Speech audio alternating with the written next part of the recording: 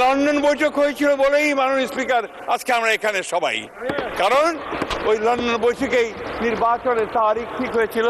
ওই লন্ডনের বৈঠকেই প্রধান উপদেষ্টা রাজি হয়েছিলেন যে দ্রুত ফেব্রুয়ারির মধ্যে তিনি নির্বাচন দেবেন। এটাই হচ্ছে বাস্তবতা মাননীয় স্পিকার, এটাও আমাদেরকে সকলকে স্বীকার করে নিতে হবে। মাননীয় স্পিকার, আমি বয়স্ক মানুষ, আমরা 80-র দশকের 70 দশকের মানুষ। 70 দশক আমরা দেখেছি, আমরা দীর্ঘ সংগ্রাম করেছি, লড়াই করেছি বাংলাদেশের স্বাধিকারের জন্য।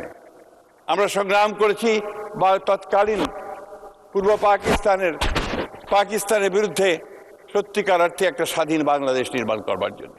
এটা আমরা করেছি এবং পরবর্তীকালে যখন যুদ্ধ হয়েছে, যুদ্ধ শুরু হওয়ার আগে শহীদ প্রেসিডেন্ট জিয়াউর রহমানের সেই ডাকে যখন মানুষ ঝাঁপিয়ে পড়েছে, তখন সেই যুদ্ধে আমরাও সবাই গিয়ে ঝাঁপিয়ে পড়েছিলাম মাননীয় স্পিকার।